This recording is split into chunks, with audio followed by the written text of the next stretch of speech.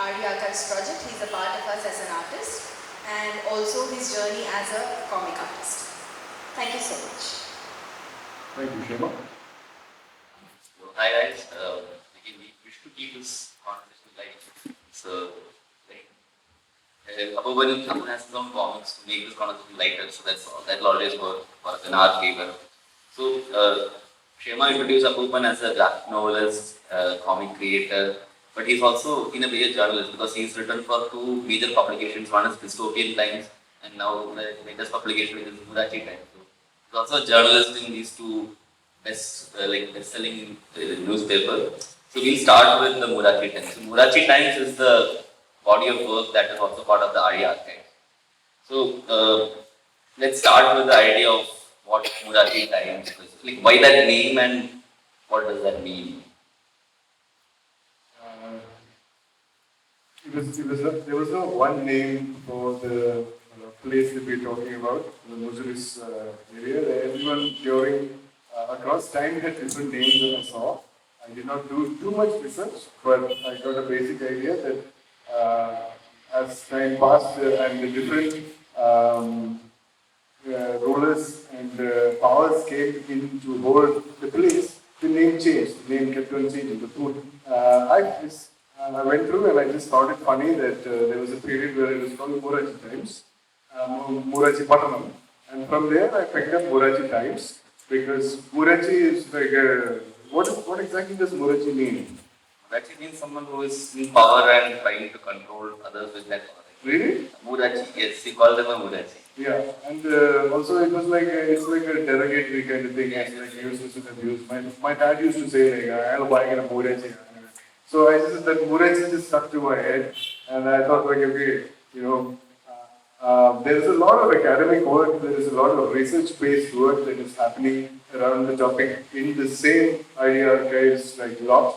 So my input is, that's basically all the hard work I think, and my input is to just go through that and pick out areas and highlight some things that could be humorous or could be fantastical, but also try to give you an idea of the place during this time and at that period, what would it have been like. So we have dates, we have a lot of like archaeological stuff, evidence, but we are not able to completely tell a steady yarn story of the whole thing. So we have some facts that we have, and there are gaps between the facts.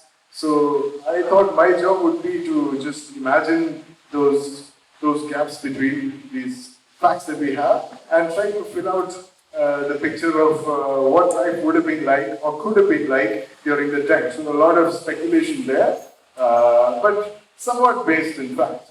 The first part of the exhibition of the series that I made, I started with talking about just the idea of migration or the core of the unknown is this one. It's basically the lure that you have for something across, and if you think back to that time, the unknown is like really unknown. It's not like we have any sort of technology to know what is there unknown. Occasionally you might have a ship coming in from the horizon, and that's the kind of idea you have of what is out there. So somebody is standing on the coast somewhere near Buziris, this area of Buziris, which keeps moving also. Somebody standing there and looking out and just yearning for adventure. What would have sparked that? And I can't draw that in an image and show you what that excitement could be. So it's just like shown as a glow of light. Like it could be like anything.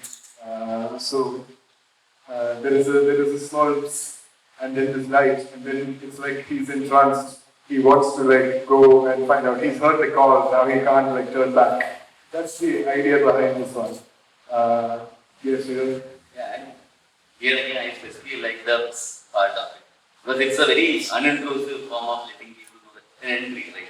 Don't make a grand entrance, but in a way it's a small nudge. You say it's, and then they turn. So yeah, there is at that time at least. I don't think there is an advertisement for going abroad or something that you know clearly calling you from out there. So it is some things you heard maybe, but I think it's more of wanting to know and that spirit of adventure. So it's not a clear call, but if you stand on the horizon and look for some time, you will just start thinking yourself, like what is out there? And some people want to go find out. Like this is that kind of guy. So like he gets hooked onto that thing. When you said again, when you look at this also, and it's again one of my favorite panels that you see here. As you said, there are silences or gaps within the entire storytelling, and then you use your own imagination to bridge that gap. Right? So even though it's talking about one point in history, it's not technically a historical documentation of that incident, but it's also a way in which you've identified what happened there in your own imagination. Right? So why choose that code? Again, I've seen you use fantasy for a lot of other purposes. So when talking about history, what prompted you to take up fantasy as a tool to tell this story? I thought the beginning of the series should be a little fantastical because firstly we don't have all the facts. So we can't really build a picture of how it was. But I'm also trying to go into the feeling, the mood that encouraged this sort of move, and not only from one side. What prompted the other side to come looking to this side, and then this side goes looking that way, and then the power equation and all is later. We're just talking about that part where you're going out and you're looking and things like that. So this is a simple thing of that. There's a figure, it's flying in, and then he lands and it sort of takes a human shape, and then he eats something from the land that he's landed in, and then at the right. And then stretches back and all, and I get ready and go flying again. Behind my house in Palam, the Siberian stork comes by from a long distance away. Yeah. So somebody shot the Siberian stork a few years ago, and now everybody, that guy got into real trouble. So now everybody knows about the Siberian stork and its migratory journey and stuff like that. So I was just thinking of that, different things coming into our place or going from our place. At that point I was thinking it's not just a human thing, human thing comes later. Before that there are birds and fishes, going by, coming by. They probably visited all these places a long time ago. It's just a light thought on that. So again, here you look at the stork also. So here the stork becomes an allegory of what migration is supposed. Migration is for us, right? Someone comes here, takes the fruit, and so there are two perspectives about migration. One where we think that migration is something that there is some taking away of whatever we have, but there is other idea of exchange. And history tells us that the exchange was never fair. There was never a fair exchange. Is what history tells us also. So again, when you when we come to this point, so here again you can see Apuppen's own wordplay humor, which he is also known for. So using humor to talk about migration. So, because it's it's a topic that evokes different emotions for different kind of people, and humor is again something that's universal. So, what was your inspiration or your thought behind using humor to tell that story?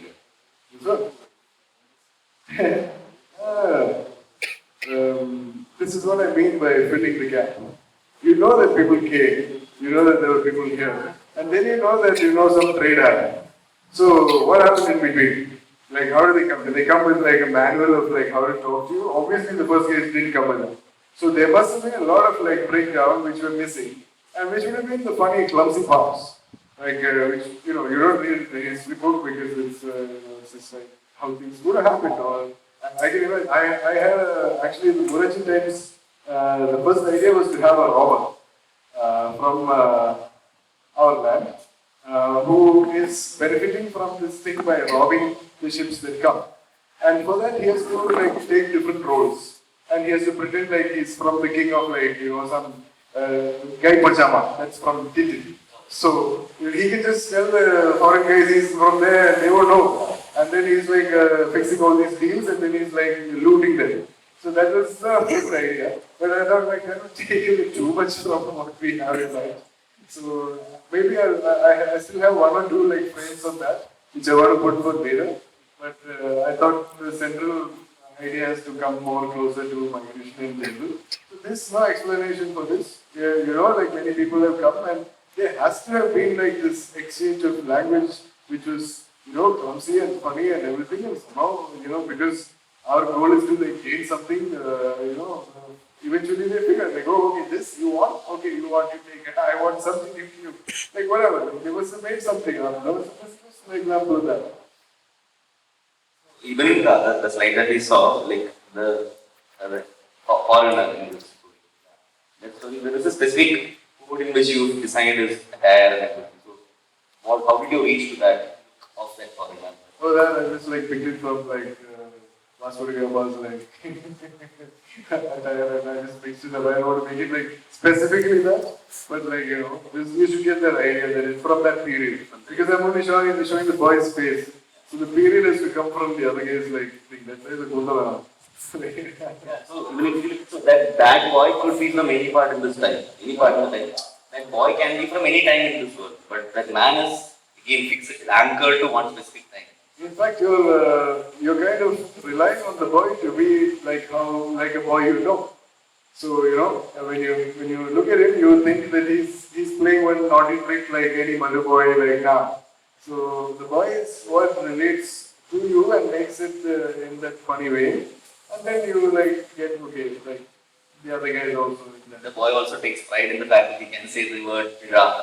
Yeah, you can say that. But also at the end, this is wondering, like, you know, did he understand anything at all? Like, you know, he's just saying no. Like, you know, He's adamant about one thing and one thing only in this. Yeah. And you move to the next one. So again, this is so even if you see in the past 3-4 panels that we saw, styles are also extremely different when you show the faces, when you draw them. Like, there is no like there are different visual language that we use for all these things, all these panels. I don't know the visual language, but it's using what is needed for the story. So there, the boy's expression and the soldier's expression is important to like communicate the humor. Here we need just a frame, just a canvas of a guy. Like because who he is not really important. What he does is the thing. So it could be like just a stick figure or like you know, his speeches don't really matter. It's a man. Like it's a man who's like going, and this is also like part of working on the larger idea of the migration mindset. So, like people say, like you know, you took a part of home and you went, or you know, that mode is what I want to put with this. So, this is again one of my favorite panels of yours in the entire scene. Yeah, can you just walk us through what is happening here? He's going with the sail, putting it on somewhere, and then cutting the land off, open the sail, the wind comes, and you move with your land. So it's like you take a bit of your motherland with you. That kind of mode. So, when you're talking about this, you have to like go like a little bit between the lines and look at the feeling. And I just finished working on Deepak Unikrishnan's book, Temporary People, and that has a lot to do with the mood.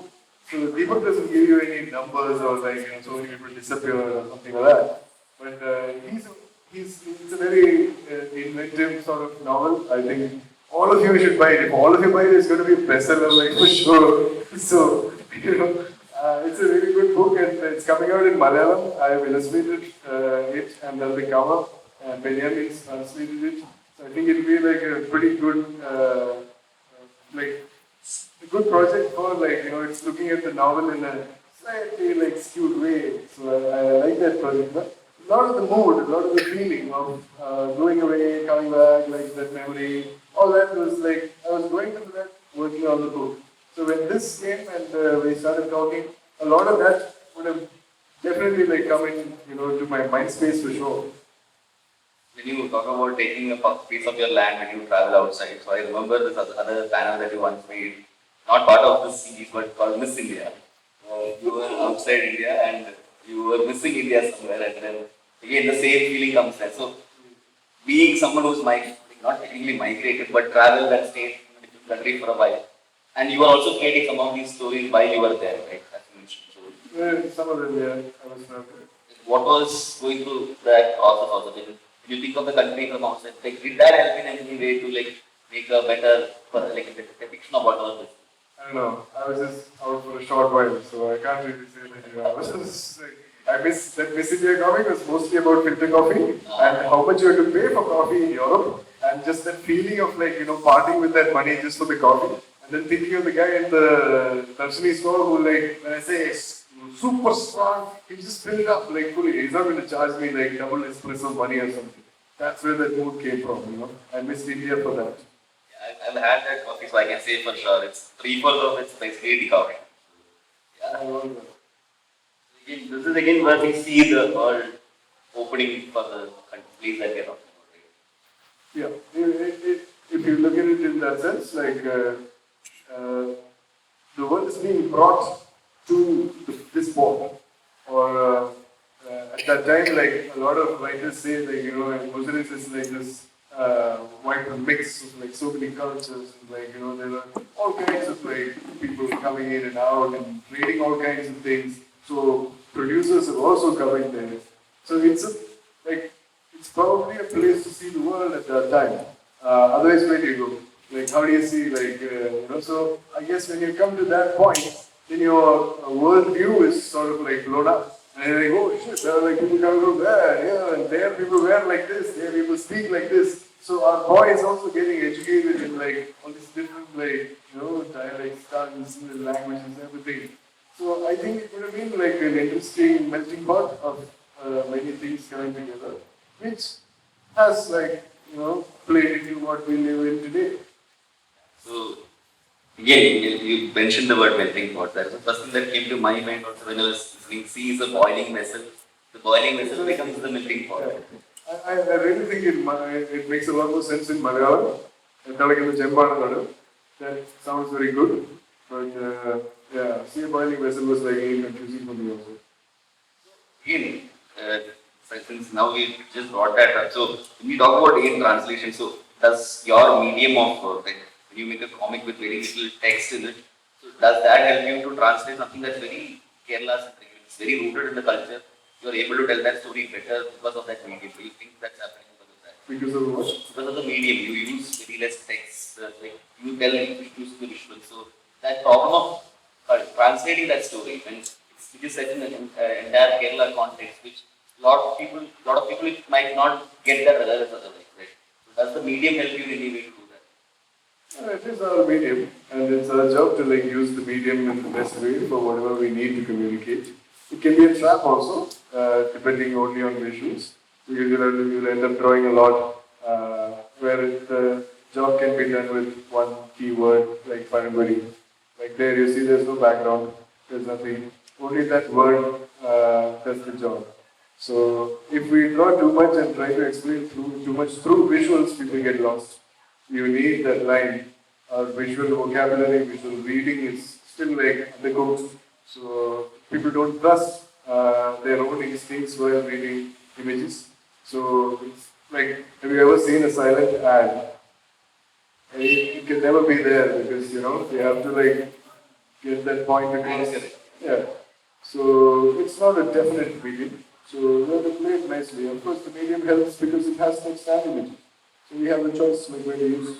New work is all full text, man. Like very little drawing. Yeah. So when we come here, so when we saw the initial world opening up and your as you mentioned, and the opening of the new world comes to you, there is a lot of sense of optimism in that storytelling. Something good is something interesting is coming, something serious is coming there, right? There's a sense of optimism there, but this and the one that we talk about the teakling, telling to the teakling, be careful what you wish for. So when we come there, there is a sense of pessimism that even the fear of the unknown that even the people in Kerala or any other local people had and the new foods was coming in. Like, are you also in this entire storytelling process? Are you also covering those two kind of the duality, optimism and the pessimism of migration? I don't see this optimism and pessimism of it. I think these are chains of events and sequences that happen. It's kind of like saying like AI is going to come and change your world today. A lot of people are going to die. A lot of people are going to be unemployed. I think this is one of the first times that something like that hit us. You know, something else is coming. We're going to be enslaved. We're going to be like rich people or whatever. Like there's something coming, and I don't think like, and I think that's what we do all the time. We just keep like once we are comfortable somewhere, somebody just comes and like just destroys it. So I don't see it as distraction or anything, but big changes come. And that has always like happened to us across the years. And I just took AI because that's what I'm working on now, and I really am scared of that also. And if I was probably there at that time and looking at these ships coming and all these like armored people walking around and all, I would be like thinking it's never going to be the same again now, you know. I think that's something. Yeah, can you tell us something about this Spice. spice? That's all you want to tell us. So it's again like we talk about it as like trade, but there's all kinds of things happening. If you read a little closer, you'll know that yes, so, all kinds of things are happening over there. So I don't well, what you mean by unfair, I guess, is that some people seem better versed with this, with how to take the story, or they had a narrative in mind, and maybe we were a little naive on this side at the point, but that's all. Like, after that, it's all like it's open. So I'm sure, like there were lots of I mean, you can read. There are lots of spying cases going around. Like you don't know who's who. People come to like write books, educate things. But we have our own share of things also happening at the time. It doesn't really have to be from abroad. Like we have in the subcontinent, like major changes happening at the same time. So spies of all kinds actually. Here we come to the tiefling story, but the tiefling is here also there is some death involved. As even when the tiefling is saying, "I want to go to the foreign land, I want to go to see all that," the parent teak here is also telling, "Be careful what you wish for," because parent teak knows that there is some death involved. So that is a kind of a sober take on like what is happening there, right? So I'm in that mood, like there is this opportunity and this spirit in the air that you can go, and you might have a great time, or you might see things that you don't see from here. It's the choice that. So and basically, like I was reading, and Kerala teak was found in like Nebuchadnezzar's like palace and all that. So that's how we know that at the time this kind of trade was happening. So now it's my job again to fill in the gap. Now thinking of the TV like standing there and watching all these ships coming in, like, hey shit, I want to go on that ship, like. So yeah, like.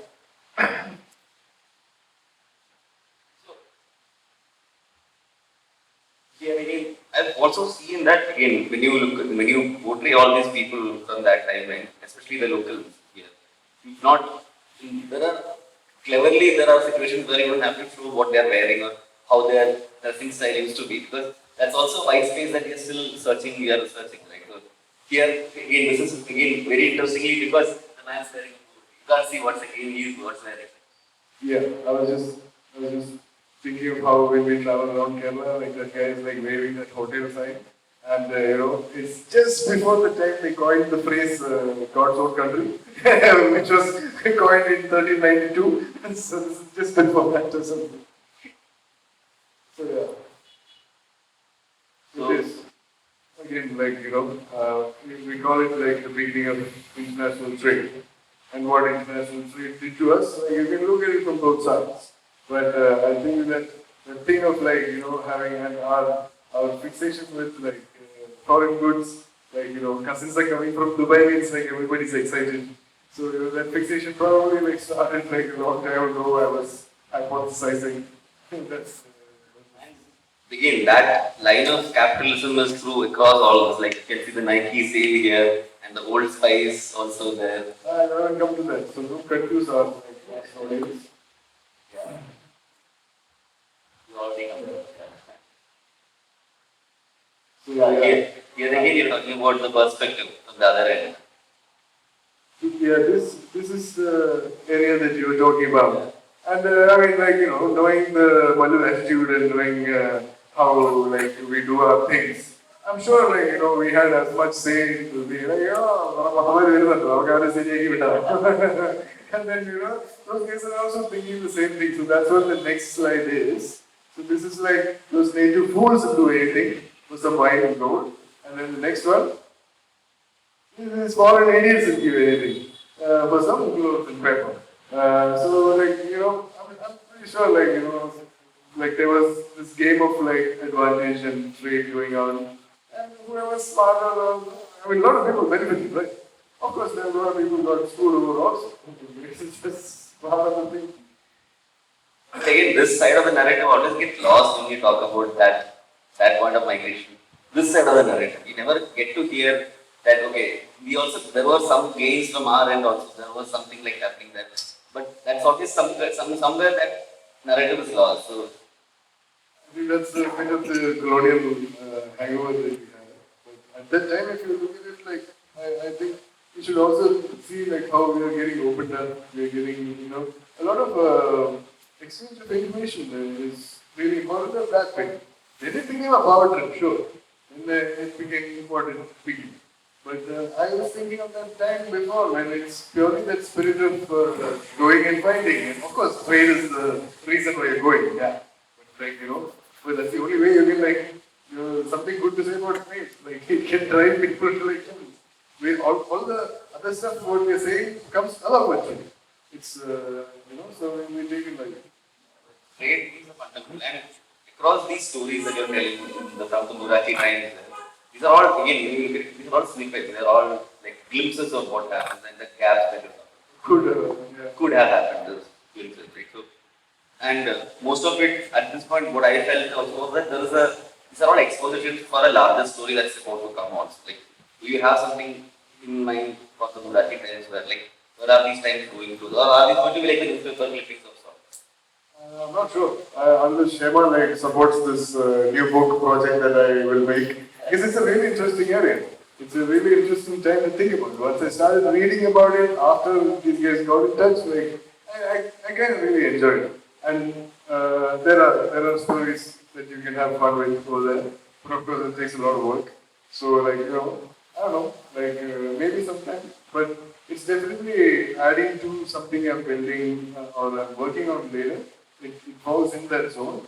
So I like to read more about it now. I've gotten into that thing. It's an interesting period. And the discussion here before also, it was like, if you go into that period and if you start thinking of what the civilization here was like. And it's a very key point in time. And it goes behind, way before that also. So that means, like, there was another really strong civilization happening in the south of India. That interests me a lot. So, as you said, so you want to like explore that story of migration there. You want to explore it. So, the process of creating a comic, and especially I know the way you work. So it's a very solitary process. Like, you write the lines and you also draw them like a collaboration. Right? So solitary process, and you need to have a topic that excites you to keep on at it. So I want to understand what excited you about this theme of migration, and generally, like, what are the levers that brought you in close to the idea? I think I was, after I read people's book, my idea changed. And before that, we did a short documentary animation thing about migrant workers getting lost in the Middle East.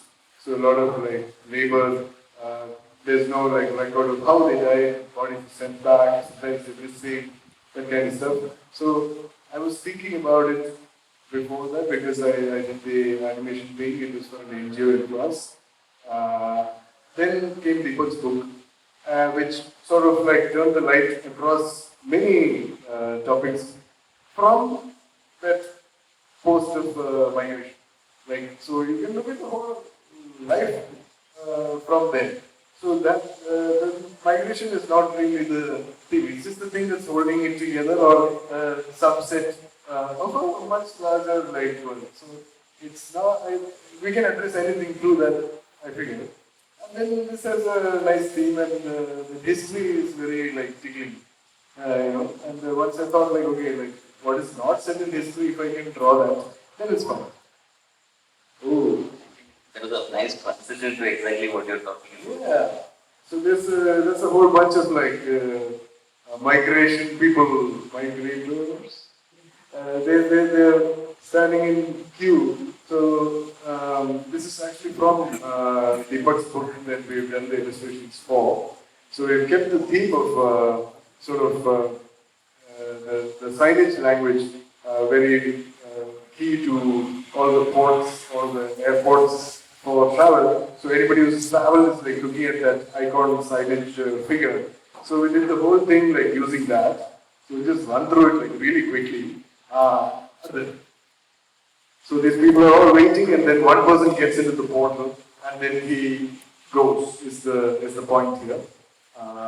These are a whole series of different professions that Deepak talks about in his book. It's a chapter called Pravasis. So this is like supermarket cashier, department store mascot, cleaner, bread maker, dishwasher, DJ, driller, iron man, burger maker, chai man, bouncer, disco bouncer, miner, shawarma slicer, lifeguard, dance bar girl, bricklayer, bride, doorman, gas man, security guy, computer man. So he's used that like lingo also like that. It's like computer man, it's like shawarma slicer. So it's a little bit like Malu influence, like English that he uses, which is really cool also. So fish mugger, photographer, and robber, and then like tennis coach, murderer, and I forgot what that was. Barmaid, nurse, camel rider, historian, I don't know, tailor, hooker, horse looker. So horse looker, like he's using it how we speak. So I just made up horse looker, welder, usher, I think, ambulance driver, butcher, bread maker, plumber, concierge, something like that. And then delivery boy. He had 3 delivery boys in the chapter, so I illustrated 2 of them. And then we're back. So, again, we've seen the other version of migration that you created here. And when we also talk about migration, along with it, we can't stop talking about the idea of home. The idea of migration also has the idea of home attached to it. Right? And for a person who lives in multiple universes, one being Hala Hala and the one being this current universe that we are.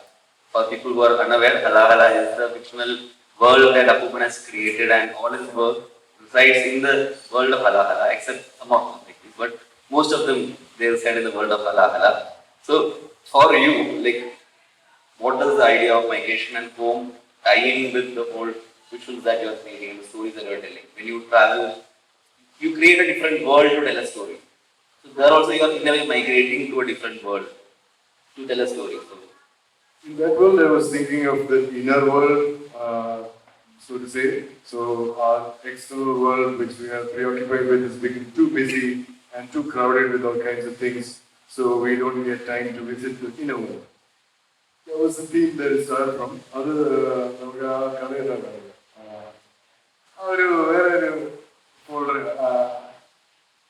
This is a story from this world of Hala.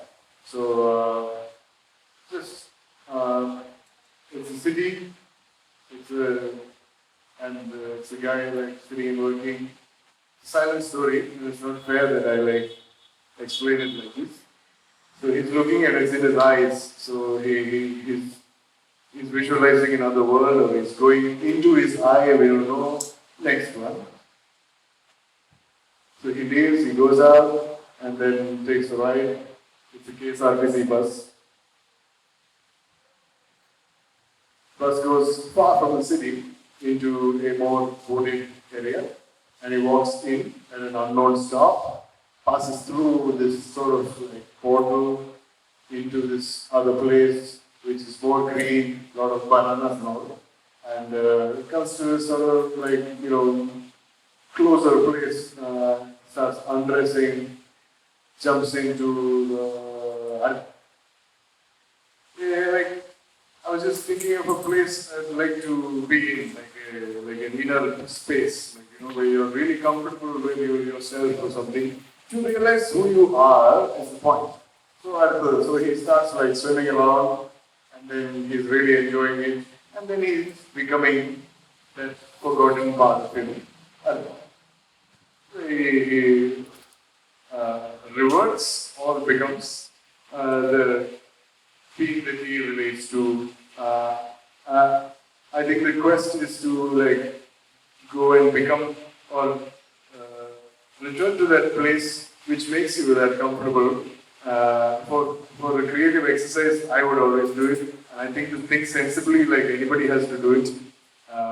So it's just a call. It's just like slow down, like, you know, think a little more, like, you know, go back. Everybody knows like what's going wrong, like why aren't we acting on it? Why are we just pretending it's all there?